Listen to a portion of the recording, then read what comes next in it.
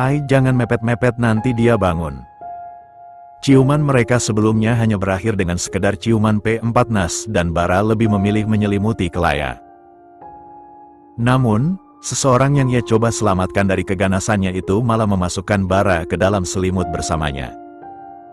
Memeluk erat, seperti yang biasa mereka lakukan saat tidur.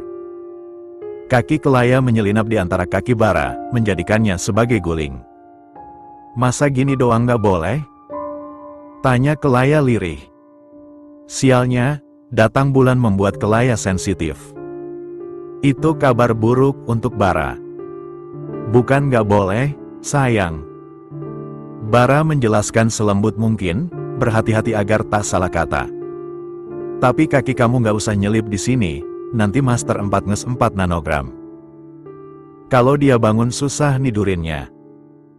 Terus terang adalah jalan ninja Bara saat otaknya mendadak buntu mencari kata paling halus untuk diucapkan pada Kelaya. Oh, oke deh. Kelaya yang paham situasi akhirnya memilih mengalah.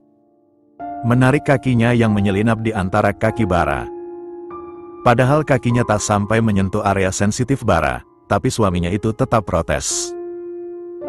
Mungkin, efek ciuman P4NAS mereka tadi belum sepenuhnya reda kali, ya. Sepertinya begitu. Kelaya tahu dirinya yang memancing Bara, tapi itu hanya sekedar ciuman sebagai rasa terima kasih pada Bara.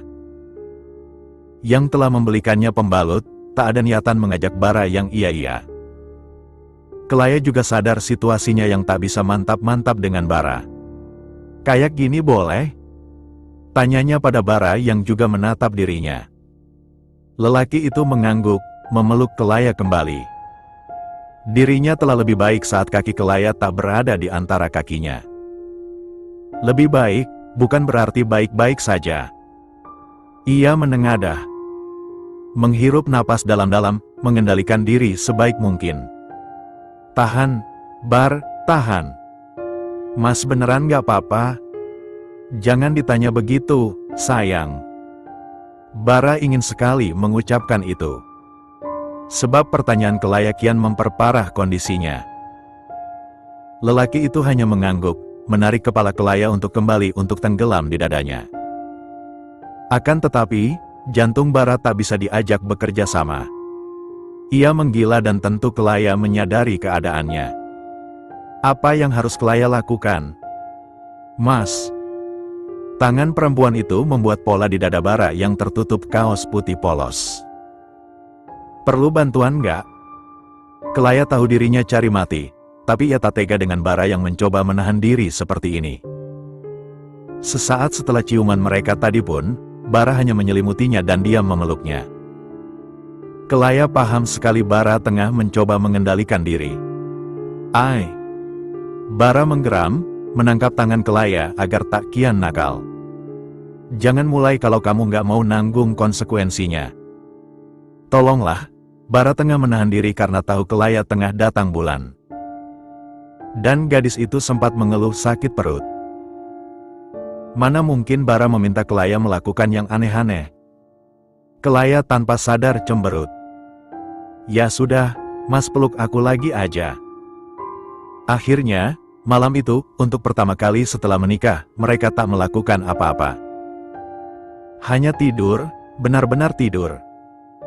Bara sendiri pun tak tahu kalau efek yang akan ditimbulkan dengan menahan diri seperti ini layaknya bom waktu. Yang siap meledak hanya dengan sedikit pemantik. Paginya Bara uring-uringan, lelaki itu beberapa kali kedapatan menghela napas hingga membuat Jasmine menatapnya aneh. Nggak dapat jatah, Bar? Tanya Jasmine pada Bara yang tengah duduk di sofa, menatapi Kelaya dan Bintang di kejauhan. Dua sahabat itu tertawa-tawa sambil berjalan mendekat pada Bara. Entah apa yang mereka bicarakan, Bara juga penasaran. Bara hanya menggeleng. Matanya tak lepas sedikit pun dari Kelaya. Sabar.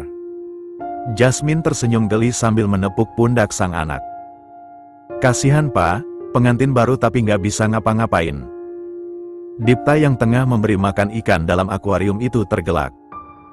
Biarin Ma, supaya Kelaya punya waktu buat istirahat. Kasihan anaknya. Wajah masam Bara langsung membaik saat Kelaya tiba di depannya. Sebenarnya Bar uring-uringan bukan karena tidak dapat jatah, tapi besok dirinya sudah harus bekerja. Artinya, hari ini adalah hari terakhir yang bisa ia habiskan bersama Kelaya. Singkat sekali cutinya. Sebelah tangan Bara pun lebih dari cukup untuk menghitung cuti yang amat tak seberapa itu. Tapi, Bara juga tak sabar ingin kembali bekerja, lebih tepatnya. Ia tak sabar memamerkan jari manisnya yang telah berhias cincin. Tak akan ada lagi yang mengejeknya karena Bara sudah punya pasangan sekarang. "Yuk, pulang sayang." Ajakan mesra itu mendapat lemparan umpan ikan dari Dipta. "Idi manggil-manggil sayang, biasanya juga manggil Ai doang. Sudah jadi istri, Pah." Alasan. Jasmine terkikik, geleng-geleng kepala menanggapi Dipta yang memang hobinya memancing keributan dengan Bara. Beruntung, Bara sudah terlatih dan tak akan gampang terpancing hanya dengan hal-hal sepele yang dilakukan ayahnya. "Baik-baik ya. Kalau ada masalah apa-apa dibicarain baik-baik, jangan berantem atau diam-diaman." Seperti biasa, sesi perpisahan dengan orang tua akan ditutup dengan nasihat panjang lebar. Kalimat di atas hanya sebagian kecil dari nasihat yang diberikan Jasmine. Kalau ditulis semuanya plus digabung dengan ocehan Dipta, pasti setara dengan satu lembar kertas folio bergaris. "Kalau mau pulang telat atau apa-apa jangan lupa kabarin Kelaya. Ingat, kamu sudah punya istri, nggak hidup sendiri lagi." Bintang sebagai seseorang yang tidak diikut sertakan dalam nasihat menasihati itu hanya diam di samping Jasmine. Tak tahu harus melakukan apa. Mungkin ini adalah gambaran kalau Bintang nanti menikah, orang tuanya pasti juga akan seperti ini. Jahil, ia mengedipkan mata pada Kelaya. "Bintang." Sial sekali ia ketahuan mamanya. Sudut mulut Kelaya berkedut menahan tawa, puas melihat Bintang ditegur Jasmine. Di sebelahnya Bara sudah lebih dulu salim dengan Dipta, berpamitan selepas sesi nasihat dadakan itu selesai. Pun, Kelaya bergegas mengikuti jejak Bara, salim dengan mertuanya dan terakhir bersalaman dengan Bintang. Dua sahabat itu bersalaman sedikit canggung, tak biasa bersalaman kalem seperti itu. Seandainya saja situasi tak seperti ini, mereka pasti akan berpelukan heboh. "Ingat nasihat mama sama papa ya, Ai." "Bara." "Iya, Ma." Kelaya bersyukur mendapatkan mertua sebaik orang tua Bara. Mereka yang telah lama kenal dengannya hingga tak susah untuk ia beradaptasi di keluarga Bara. Pun, mereka juga menerima kehadirannya dengan baik, sebaik Bara yang diterima dengan tangan terbuka di keluarganya. Ia melambai dengan senyum lebar pada Jasmine, Dipta dan Bintang yang melepas kepergian mereka. Bara hanya tersenyum singkat, lalu perlahan melajukan mobilnya meninggalkan pekarangan rumah. Sebelah tangan lelaki itu terulur ke samping, meraih tangan Kelaya dan menggenggamnya. Tautan tangan mereka terasa hangat hingga menjalar ke dada Bara. Terasa menenangkan dan nyaman. Lelaki itu tanpa sadar tersenyum sambil menatapi jalan raya. Di sisinya, Kelaya hanya dapat menatapi wajah Bara. Diam-diam mengagumi pahatan sempurna yang tertimpa cahaya lembut matahari pagi itu. Hari ini hari terakhir cuti Bara, jadi Kelaya akan memanfaatkan sebaik mungkin dengan bermanja pada suaminya itu. Semoga saja Bara tak keberatan. Perlu waktu 45 menit hingga mobil yang dikendarai Bara mendarat mulus di tempat parkir apartemen. Keduanya bergandengan erat melangkah menuju unit mereka, sesekali akan mengobrol dan tertawa. Aduh leganya, Kelaya melemparkan diri ke atas sofa setiba di apartemen mereka. Walau baru tinggal beberapa hari di apartemen ini, Kelaya sudah sangat nyaman menempatinya. Baru sehari ditinggal udah kangen apartemen. Bara meletakkan kantong plastik berisi oleh-oleh yang mereka bara dari rumah Bara. Kata Jasmine sih, supaya mereka tidak perlu repot-repot masak siang dan malam, tinggal dihangatkan beres. Enakan tinggal di apartemen atau rumah, Ai? Bara duduk di sisi Kelaya. Melihat paha nyaman Bara, Kelaya bergegas bangkit. Bergerak sedikit lalu merebahkan kepala di paha lelaki itu dan memeluk perutnya. Sama aja, Mas. Tinggal di sini juga nyaman. Nggak perlu nyari rumah dulu, rumah sekarang mahal-mahal. Asal tinggal sama Mas Bara, aku sih oke-oke aja, gumamnya. Bara mengelus rambut Kelaya. Menyetujui. Meski Kelaya tak mempermasalahkan perihal tempat tinggal, tetap saja Bara kadang kepikiran. Di sini nyaman, Mas. Tempatnya strategis, dekat ke rumah sakit tempat Mas kerja dan dekat sekolah aku juga. Perempuan itu menelentangkan badannya, sempurna menatap Bara yang menunduk. Aku senang tinggal di sini, jadi Mas nggak usah khawatir aku nggak nyaman. Unit di atas kita kadang berisik, ai. Bara mengeluh. Nggak tiap saat, Mas. Kadang-kadang doang. Nggak masalah. Kelaya juga tak tahu apa yang dilakukan orang di atas unit mereka. Kadang terdengar gaduh, entah, mungkin dia sedang dance cover. Lagi pula, dia hanya berisik saat siang atau sore, malam hari tak pernah berisik. Mata Bara tak lagi fokus, tangannya telah menyentuh bibir bawah Kelaya. Jahil, perempuannya itu menggigit jarinya. Kalau ada rezekinya, nanti kita pindah ke rumah ya ai. Aku ngikut, Mas aja. Kelaya menggigit bibir, saat Bara kian menunduk.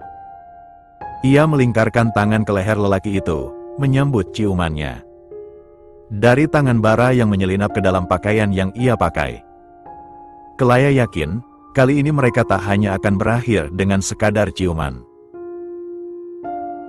Berapa hari lagi selesai datang bulannya, ai? Suara Bara terdengar seperti rengekan manja. Mungkin 5 atau 6 hari lagi, Mas.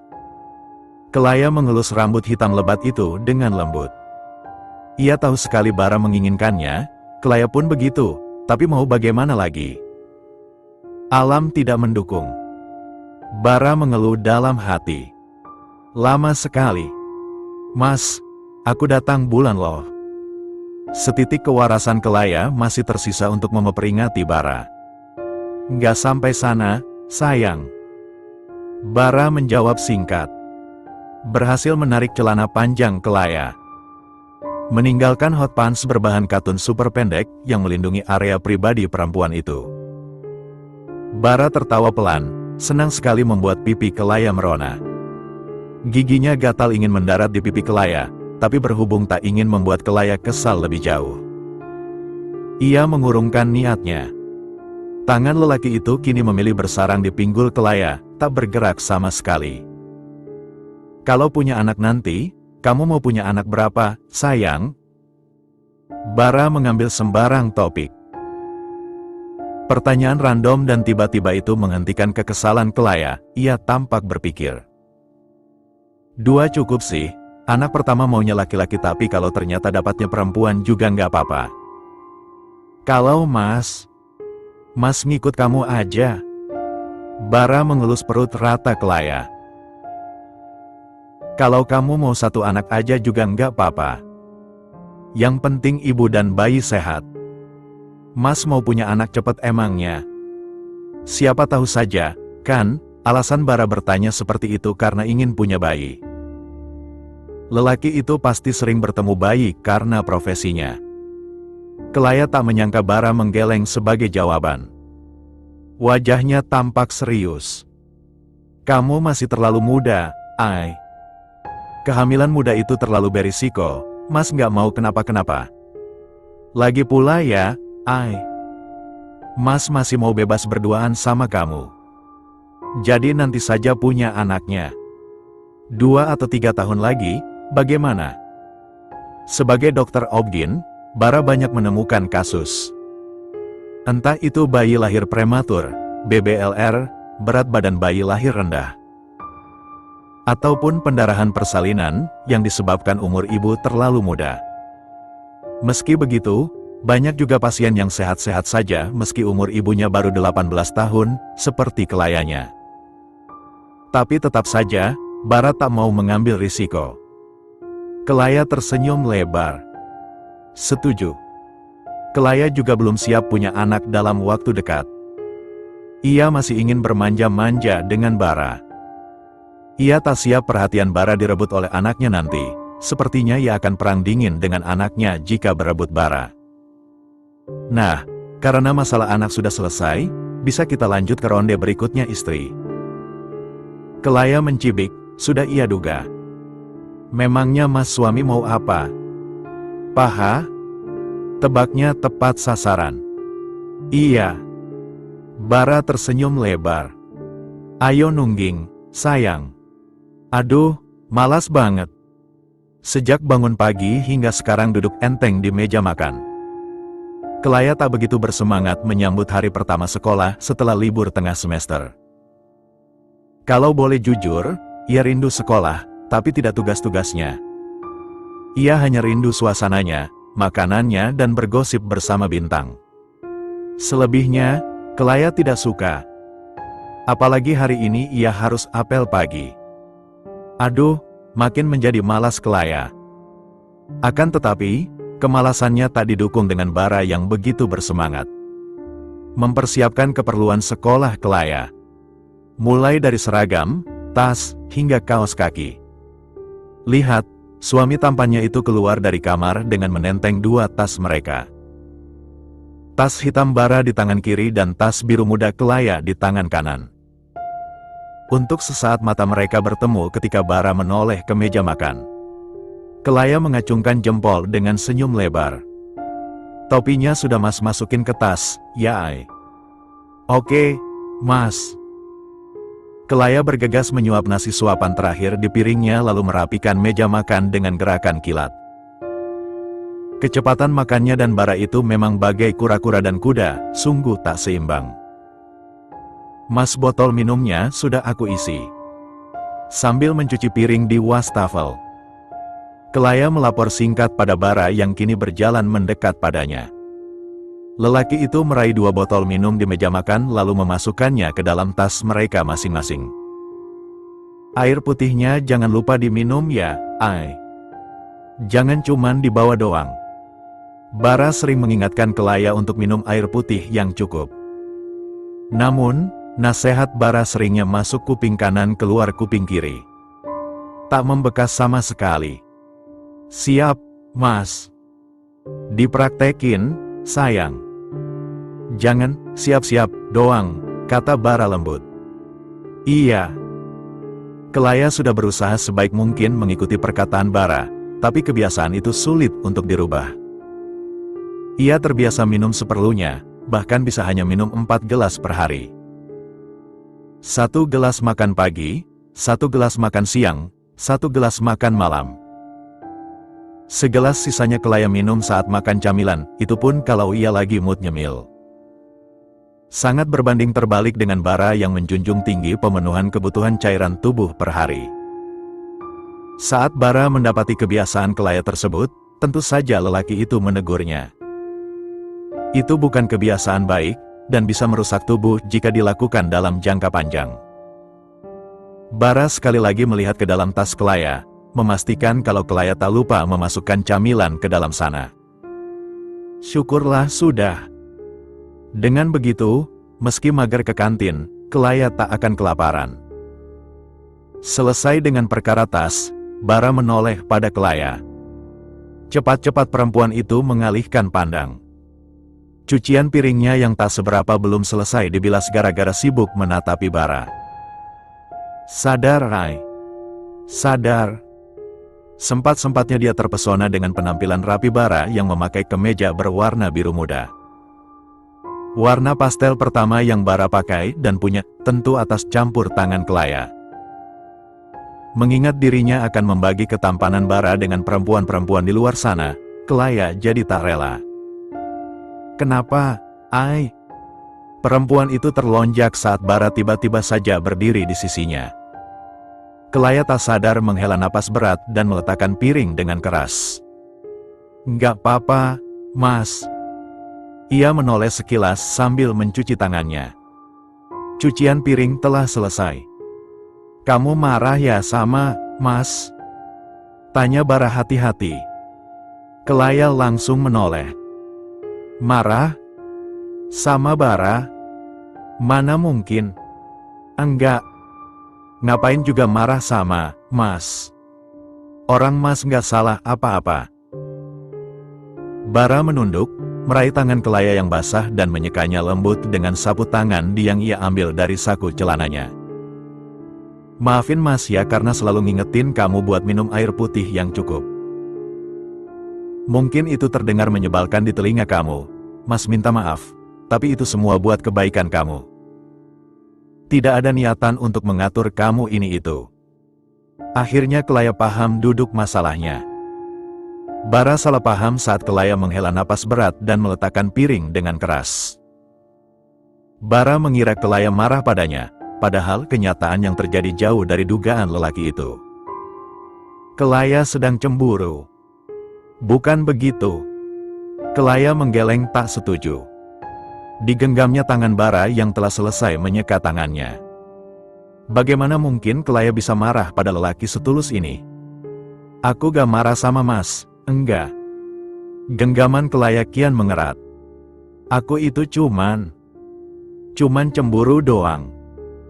Kelaya memilih berterus terang, semakin cepat Bara mengetahui kebenarannya, maka semakin baik untuk mereka berdua. Terbukti, sotot mata Bara yang sebelumnya redup kini membaik dan berubah bingung. Cemburu? Bara tak menyangka kata itu yang akan keluar dari mulut Kelaya. Tak ada alasan istrinya itu cemburu di saat seperti ini, maksudnya. Mereka hanya berdua di apartemen dan Bara tak melakukan apapun selain memeriksa tas Kelaya. Tak mungkin istrinya itu cemburu pada tas sekolahnya kan? Paham dengan wajah bingung Bara, Kelaya mau tak mau mengungkapkan semuanya. Masa bodoh dengan rasa malunya, hal terpenting adalah kesalahpahaman ini harus selesai di sini. Kalau tidak, Kelaya pasti akan terus kepikiran. Begini Mas. Aduh, bagaimana Kelaya harus mengungkapkannya? Mas ganteng. Hah? Bara terbengong-bengong. Maksudnya, sayang? Bodoh? Bodoh. Apa pakai salah tingkah coba? Batin Kelaya merutuk. Maksud aku tuh, aku cemburu karena Mas ganteng. Kalimat bodoh apa itu, Cemburu karena Mas ganteng? Kamu mau ganteng juga?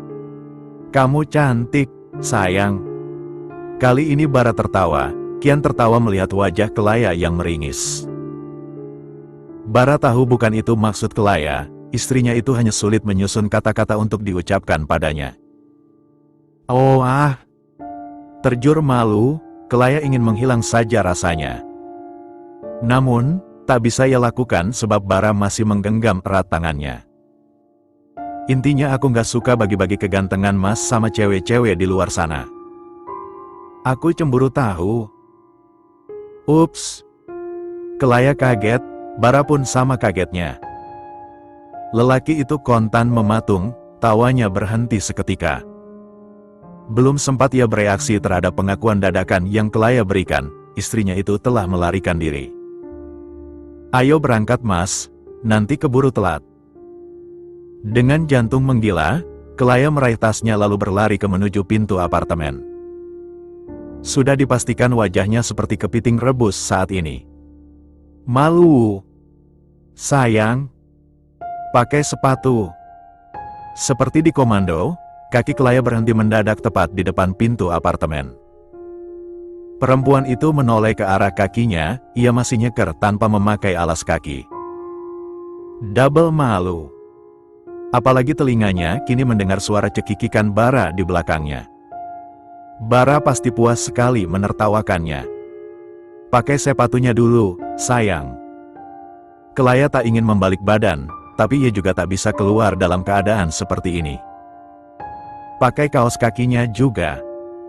Tarikan lembut di tangannya membuat Kelaya akhirnya menyerah. Ia menghembuskan napas panjang lantas membalik badan. Pasrah ditarik oleh Bara untuk duduk dan dipakaikan kaos kaki oleh lelaki itu. Aku bisa sendiri, Mas. Bara saja belum memakai kaos kakinya, tapi lelaki itu memakaikan kelayak kaos kaki lebih dulu. Mas saja, ai. Sisa-sisa tawa Bara belum sepenuhnya pudar. Sudut bibir lelaki itu sesekali berkedut menahan senyum lebar. Hatinya berbunga-bunga mendengar Kelaya cemburu padanya. Bara senang sekali dicemburui. Andai situasi mereka tak mengharuskan berangkat sekarang, Bara pasti akan memeluk Kelaya erat-erat dan mengatakan seluruh isi hatinya. Jantung Kelaya berpacu cepat saat Bara selesai memakaikan sebelah kaos kakinya dan menatapnya dengan senyum teramat manis. Mas senang kamu cemburu, ai. Loh? Artinya kamu sayang sama, Mas. Kelaya tak sanggup bersitatap dengan manik hitam tersebut. Pipinya terasa terbakar, jantungnya sudah tak perlu ditanya bagaimana keadaannya. Keos. Mana mungkin aku nggak sayang sama Mas Bara, gumamnya pelan yang tentu masih didengar Bara. Reaksi Bara. Tentu saja jantungnya sama kacaunya. Ujung telinga lelaki itu memerah. Berdehem sebentar meredakan salah tingkah, ia mulai memakaikan kaos kaki Kelaya yang satunya. Untuk beberapa saat dua anak manusia itu saling diam. Meresapi perasaan masing-masing yang sama besarnya lantas saat mereka bersitatap, tawa keduanya pecah begitu saja. Ya Tuhan, Kelaya ingin momen indah ini bertahan selamanya. Bin, temenin gue ke rumah sakit dong. Kelaya membujuk saat mereka makan siang di kantin. Gue pengen lihat Bang Bara kerja, please ya. Mengambil tempat paling pojok, dua sahabat itu menyantap bakso dengan lahap. Kuah bakso Kelaya kontras sekali dengan kuah bakso Bintang yang merah akibat kebanyakan sambal. Bukannya Kelaya tak suka pedas, hanya saja 2 hari lalu ia kena omel Bara akibat sakit perut karena makan seblak level pedas mampus. Jadi, hari ini Kelaya tak ingin diomeli Bara untuk yang kedua kalinya. Duh, gue udah janji sama emak gue mau nemenin belanja bulanan. Gimana dong? Kok lo baru bilang sekarang sih? Gue baru kepikiran sekarang. Ide pergi ke rumah sakit itu tiba-tiba saja hinggap di otak Kelaya. Dia hanya ingin melihat Bara dari jauh, walau tak yakin bisa bertemu Bara tanpa berkunjung ke ruangan lelaki itu. Namun, Kelaya tetap ingin pergi ke sana. Ia bosan hanya menunggu Bara di apartemen. Lo udah daftar jadi pasien Bang Bara emangnya? Belum, kan idenya baru tadi. Bintang menepuk dahinya lantas mengutak-atik ponsel. Gue tanya mak gue dulu ya, ai. Siapa tahu beliau nggak jadi ngajak gue belanja bulanan. Nggak mungkin nggak jadi kali Bin. Kelaya menyeruput kuah baksonya. Gue sendiri juga nggak apa-apa. Jangan, soalnya gue juga mau ke RS, jawab Bintang tanpa menoleh pada Kelaya yang duduk di seberangnya. Ada rekan kerja abang gue yang ganteng parah, kata abang gue sih temannya itu masih single. Dokter apa, Bin? Ketikan Bintang di ponselnya seketika terhenti. Dokter umum, ai. Jadi sudah pasti dia lebih mudah ditemui dibanding Bang Bara. Caranya? Nanti gue pikirin, pokoknya datang dulu ke RS. Beberapa menit mengutak-atik ponsel, Bintang akhirnya meletakkan ponselnya dengan raut wajah kecewa. Ia menggeleng pelan. Nggak bisa, ai. Emak gue marah kalau gue batalin janji. Ya sudah, nggak apa-apa. Gue juga yang minta tolongnya dadakan. Tapi kalau lo nanti ke RS, lo coba lihat-lihat dokternya ya, ai. Siapa tahu lo ketemu dokter Rama. Gue saja nggak tahu muka dokter Rama bagaimana, Bintang sayang. Ucap Kelaya gregetan. Bentar. Gue kirim ke Walo fotonya. Udah itu. Kelaya lekas memeriksa foto yang Bintang kirim, dia tak pernah melihatnya sama sekali. Kemungkinan lelaki itu tak diundang ke akad nikahnya dan Bara. Wajar saja sih, sebab mereka hanya mengundang keluarga besar saja. Ganteng nggak? Kelaya mengangguk. Masih gantengan suami gue. Hele. Tawa Kelaya mengudara begitu saja. Puas sekali melihat ekspresi Bintang yang lucu. Nanti gue lihat-lihat deh, Bin. Beneran? Bintang bertanya antusias. Mau gue bantu buat susun strategi menemukan Dokter Rama nggak? Nggak usah. Kelaya paham sekali ide Bintang selalu sesat dan dia sudah sering jadi korbannya. Gue nyari sendiri aja. Oke Besti, terima kasih banyak. Dengan begitu, kesepakatan telah dibuat. Kelaya akan berkeliling rumah sakit untuk melihat-lihat dokter bernama Rama tersebut. Dia akan melaporkan pada Bintang di mana dia bertemu dokter tersebut dan kapan bertemunya. Nanti Bintang akan mengikuti jejak Kelaya. Sederhananya seperti itu rencana mereka. Kelaya tak keberatan dengan rencana itu, hitung-hitung supaya dia tidak gabut di RS seperti anak hilang. Dan dia tak tahu sama sekali, kalau ternyata rencana jalan-jalan gabutnya itu membawanya pada suatu fakta yang tak ia ketahui. Tentang bara dan sesuatu yang tak lelaki itu ceritakan. Panas terik menyengat menyebabkan Kelaya memutuskan untuk mampir sebentar ke warung pinggir jalan di seberang rumah sakit. Perempuan itu telah mengganti bajunya dengan setelah santai. Kaos lengan pendek dan celana jeans agar tak terlihat mencolok. Rencananya Kelaya hanya ingin membeli minuman es di sana. Namun telinganya mendengar nama seseorang yang teramat familiar. Hingga perempuan itu memutuskan untuk membeli makan dan duduk tak jauh dari 3 orang perempuan.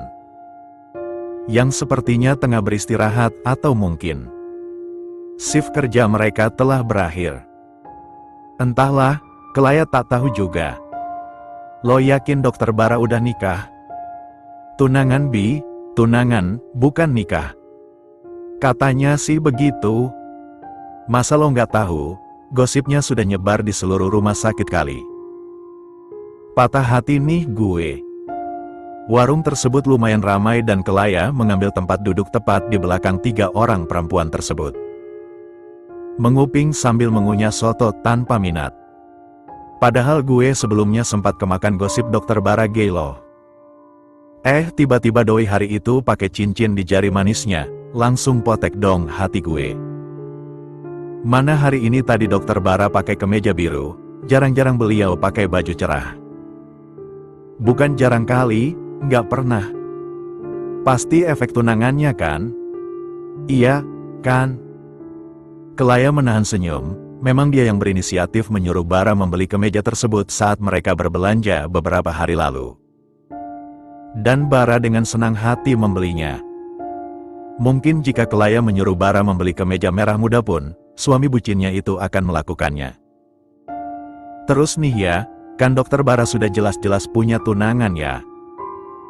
Si perawat itu. Kelaya menajamkan telinga.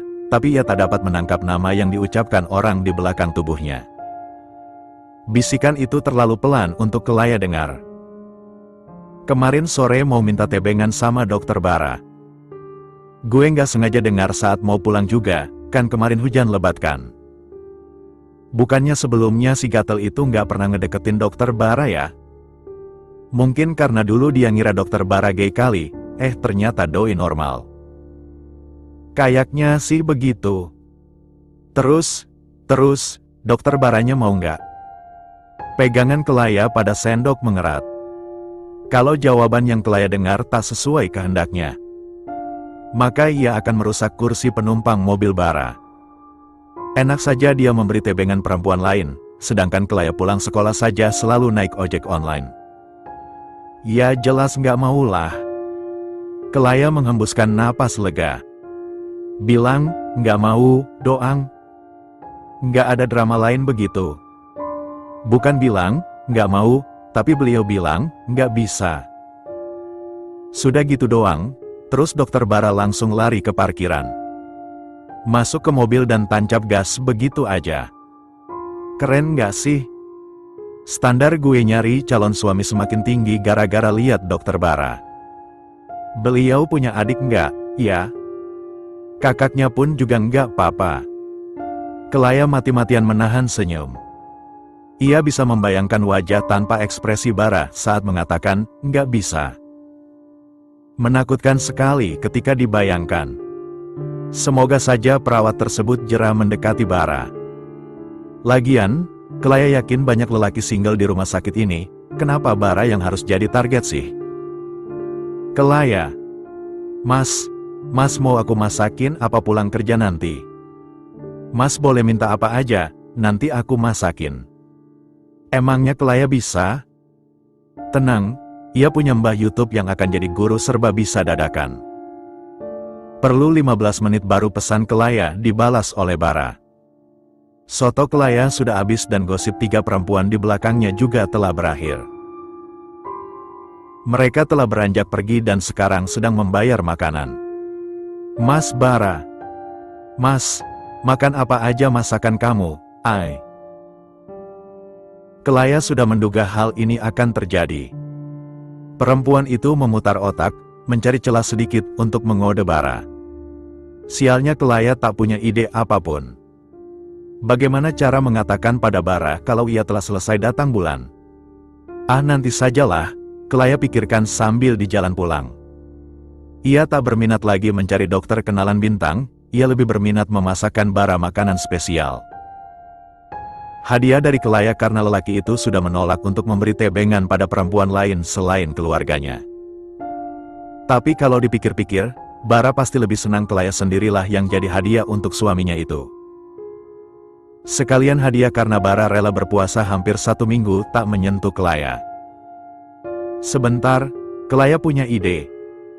Dan ia yakin, Bara pasti akan menyukainya.